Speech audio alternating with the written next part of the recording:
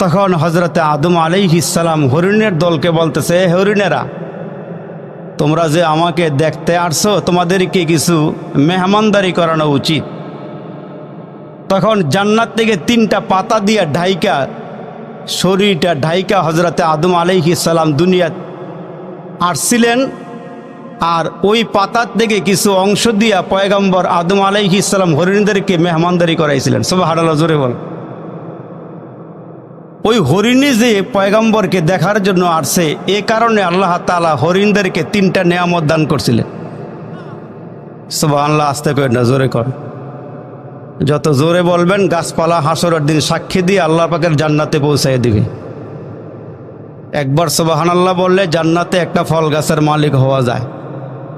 সাথে সাথে আল্লাহ গুনাহ মাফ করে দেয়, মিজানের পাল্লার ওজনকে ভারী করে দেয়, আল্লাহ পাক নাজাত দিয়া জান্নাত দিয়া দেয়।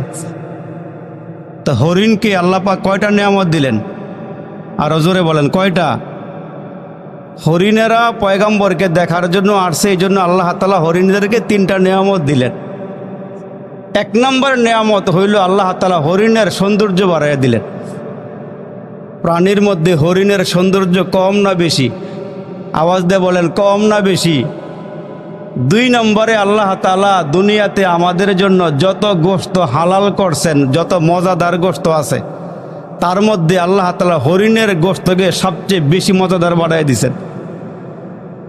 3 নম্বর যে নিয়ামতটা আল্লাহ তাআলা হরিণদেরকে দান করলেন, সেটা হলো আল্লাহ পাক রব্বুল আলামিন হরিণদেরকে একটা মৃগনাভি দিলেন, কস্তুরী দিলেন, ছোট ছোট দানা। এই কস্তুরীর ঘ্রাণ একবার গায়ে লাগাইলে পুরো এলাকা মুখরিত হয়ে যায়। সুবহানাল্লাহ, জোরে বল।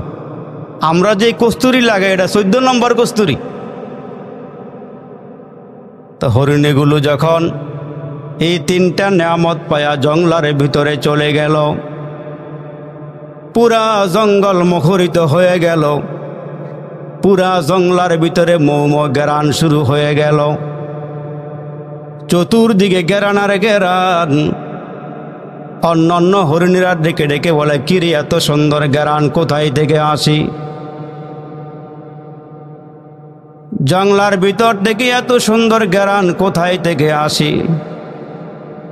পুরা জঙ্গলা ঘ্রাণে ভরপুর হয়ে গেছে, মৌ শুরু হয়ে গেছি। অন্যান্য হরিণীরা ঘ্রাণ পাইয়া ওই হরিণীদের কাছে চলে আসছি। সুবহানাল্লাহ। যখন এই